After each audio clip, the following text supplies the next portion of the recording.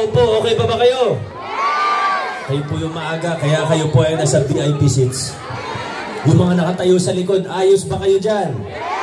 Yung nandito po sa kaliwa, may energy pa po ba tayo? Yung nandito po sa gilid, ayos pa ba tayo? Baka pawis na po kayo.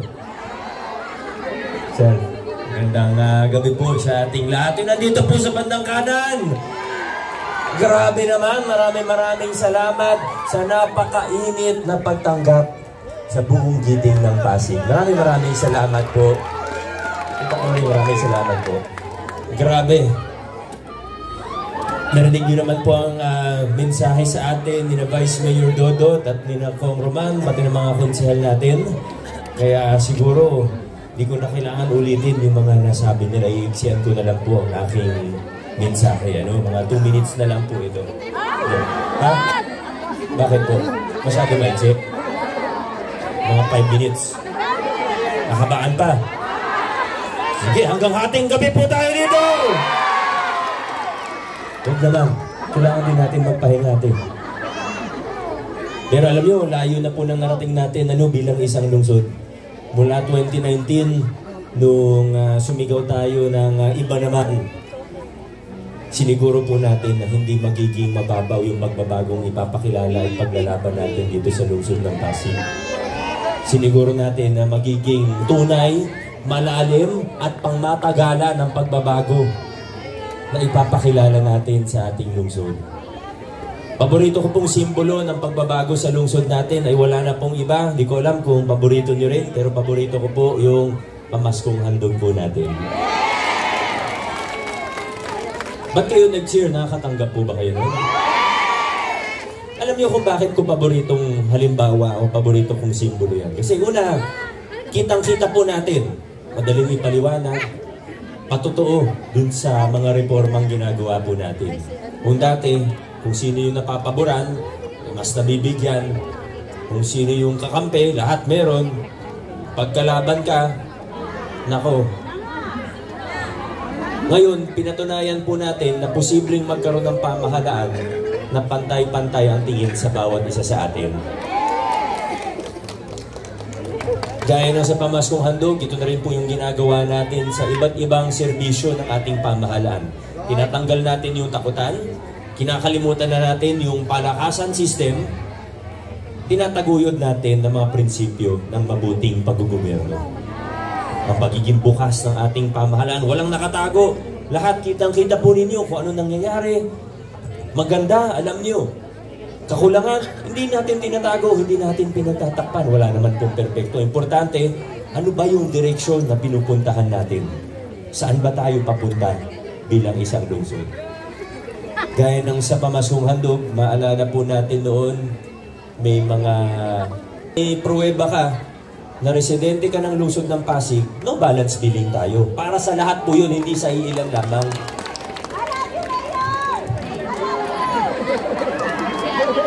At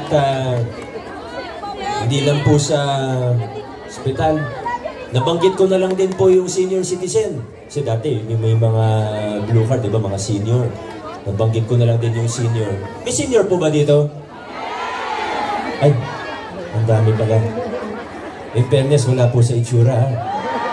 Para mga 59 and a half pa lang po kayo. Si Consiel Buboy, mukhang senior na po ba? Baby face lang, pero senior na po yan. Si Consiel Buboy, mukhang baby na may bigote. Tama po. Si Consiel Warren, mukha na bang senior yan? Hindi daw. Bigyan mo kaya ng tosino. Bukod sa nagsisinungaling, nang bobola pa. Alaga naman, ay nako.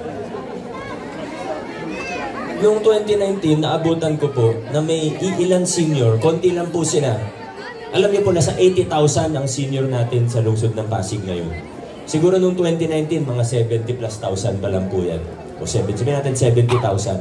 Pero naabutan ko po na may maliit na grupo, humigit kumulang mga 300 lang po sila, na may malalaking allowance galing sa ating LGU. 3,000 and 5,000 pesos po. Nakapasok sila sa programa ng Senro na dapat maglilinis na. Pero alam naman natin, talagang ginawa lang ng paraan para magkaroon ng allowance, yung 300 na senior na yun.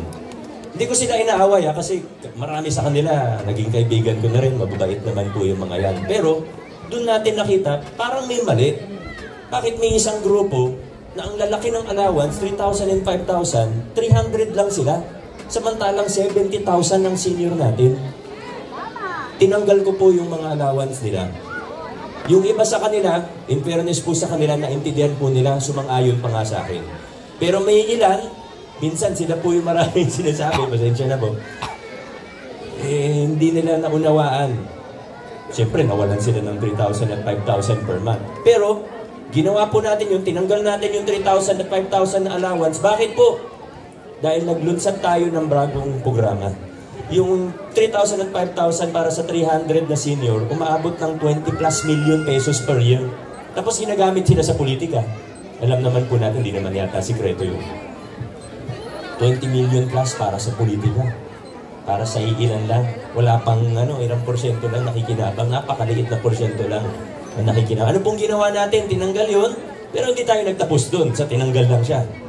Naglunsad tayo ng bagong programa na mas marami ang makikinabang at mas nangangailangan ang makikinabang. Ito po ang ating local senior pension. So ngayon, wala nang malalaking allowance para dun sa 300 na tao, pero ang natulungan ng local senior pension natin, na pag tinotal po natin kada taon, nasa 6,000 po yan per year. Nasa more than 20,000 seniors na po ang benepisyaryo ng local senior pension natin. At di pa po nagtatapos dyan dahil gaya ng kinuwento kanina ni Vice, habang naglilinis tayo ng pamahalaan, nababawasan ng korupsyon, tumataas ang income, dumadami ang programa, umaayos ang takbo ng ating pamahalaan. Ngayon, nasa punto na tayo, nasa yugto na tayo ng ating pamahalaan na lumalawak na ng lumalawak ang mga serbisyo, benepisyo at programa ng ating pamahalaan. Kaya ngayon po, sandali lang, huwag muna kayo pumalakpak. Ngayon po, kung 20,000 ang benepisyaryo ng local senior pension, isasama na rin natin yung may mga maliliit na SS hanggang 4,000 pesos. Hindi malayo yung 20,000 na senior na nakikinabang sa local senior pension natin. Baka sa loob ng 1 o 2 taon, baka dumoble na po yung bilang na yan. Mas marami pa tayong matutulungan. Yan po ang nagagawa ng mabuting paggugobyerno. Na tinatanggal yung takutan, tinatanggal yung palakasan, inaayawan yung sobra-sobrang pamumulitika. Nagiging bukas ang pamahalaan, lumilinis ang mga proseso, umaayos ang mga proseso, lumalawak ang mga serbisyo. Ganyan na po ang ginagawa natin ngayon sa lungsod ng Pasig. Noong 2022, may napakagandang nangyari sa ating lungsod. Kasi sa 2019, noong 2019, alam niyo naman po, lumaban tayo ni Congressman Roman Romulo. Sa mga panahon na sinasabi ng marami, naku, imposible yung gagawin ninyo. Lumaban po tayo, nagpakilala ng pagbabagong sinigaw natin noon, iba naman. Pero aminin ko po sa inyo, alam niyo, ang isang mayor, kung ako lang mag-isa, hindi ko po kaya lahat. Opo, may magagawa pa rin naman siguro. Kung mag-isa, kahit papano may magagawa. Pero, hindi biro yung ginagawa natin. Alam niyo, yung paglilinis natin ng pamahalaan, yung procurement pa lang natin, bilyong-bilyong piso yung pinag-uusapan natin dito. Hindi po milyon ng bilyon ang pinag-uusapan natin. Kaya hindi rin po tayo dapat magulat kung may ilan po na gusto tayong umatras pabalik sa mga lumang kalakaran. Huwag tayong magulat mga kaibigan kung gusto nila bumalik tayo sa mga lumang kalakaran kasi mas nakikinabang sila doon. 2019, mula 2019, ang laki ng mga napagtagumpayan natin. Marami tayong nagawa. Maraming pagbabago na pakilala. Pero sabihin natin kulang dahil hindi kaya ng mayor at congressman lang. 2022, nagkaroon tayo na mas matitibay pang kasama pati sa konseho natin. Sa tulong po ninyo, binigyan niyo ako ng mayorya na kakampi. At ang importante dito ay hindi dahil kakampi sila, hindi dahil kaibigan, kundi po dahil sila po yung mga kaprinsipyo natin. Sila yung mga naniniwala sa direksyon na pinupuntahan ng ating pamahalaan. Sila yung mga katuwang natin na pareho sa atin gusto ng maayos at tapat na gobyerno. Noong 2022, binigyan niyo ako ng maayos na Vice Mayor, matibay na Vice Mayor, matapang na Vice Mayor, Vice Mayor Dodot Jaworski. At syempre, hindi rin naman Vice Mayor lang ang importante, pati yung mga konsehal. Kumbaga, nasa sasakyan tayo, nasa isang sasakyan tayo, yung driver gustong dumiretso, yung pasahero gustong agawin yung manibela, gustong lumiko, disgrasya po yun. Huwag ganun. Kailangan magkakasama tayo rito, kailangan pareho tayo ng prinsipyo, pareho tayo ng paninindigan, pareho tayo gusto natin, pareho tayo dapat diretso ang takbo natin. Kaya sana kasama rin po, hindi lang Congressman, Vice Mayor, sana po ngayong 2025, kasama ang buong giting ng Pasig, kasama ang mga municipal. Kasama si Konsyala. Saan ba kayo pupunta? Konsi Buboy, nasan ka na? Ay, huwag ka lang pala. Lagi alam mo yung pag nawawala si Konsi Buboy, lagi akong nag-aalala. Konsi Angelo, mag-isa ka na lang dyan. Number 1 po sa ating mga balota. Tumulong siya sa atin para sa pailaw ng buong mundo. Ay, hindi. Sa mga ano lang, may mga illegal na ano, yung mga hindi makabitan ng legal na koneksyon. Tumulong po sa atin dyan. More than 1,000 na natulungan. Konsyal Buboy Agustin. Number 8 sa ating mga balota. Paalala ko lang po, wala po kayo mahanap na Pichi sa balota. Angelo po ang pangalan niya. Angelo De Leon. Siya po yung tumulong sa atin para maging isa tayo sa mga una na magkaroon ng allowance sa mga solo parents dito sa lungsod ng Pasig.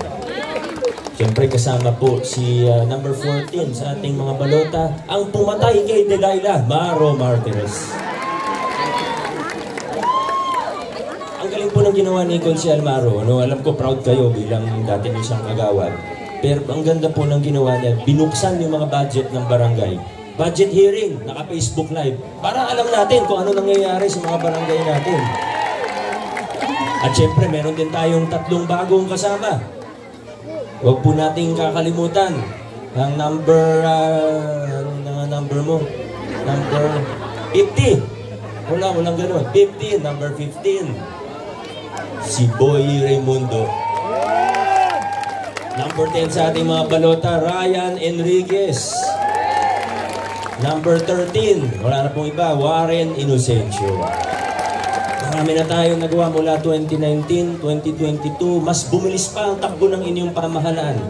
Pero tayo po sa Pasig, gaya na sabi ko, may mga tao man na gustong umatras tayo pabalik sa mga lumang kalakaran. Hindi po tayo papayag. Dire-diretso lang tayo sa lungsod ng Pasig. Hindi tayo liliko, mas lalong hindi tayo U-turn. Dire-diretso, paabante, pasulong ang lungsod ng Pasig. Maraming salamat, Barangay Santa Lucia. God bless, Pasig City.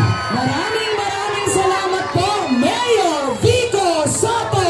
Muling iboto ang number 4 sa balota, Mayor Vico Soto. Maraming salamat po, Barangay Santa Lucia. God bless po sa ating lahat.